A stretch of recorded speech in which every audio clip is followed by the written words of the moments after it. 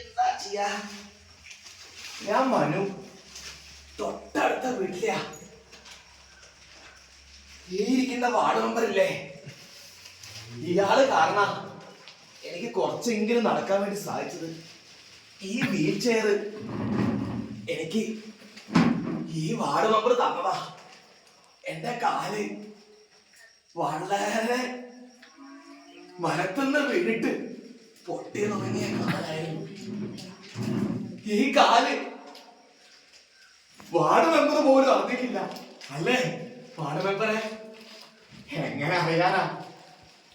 അതെ, ഹാരിക ഗ്രാമസഭയ്ക്ക് പോയപ്പോ എന്നെ പറ്റി പറഞ്ഞു.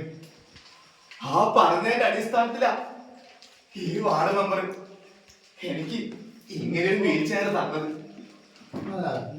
അതെ അതെ അതെ, ശരിയാണ്. മനു പറഞ്ഞത് വളരെ ശരിയാണ്. ഈ ആലിക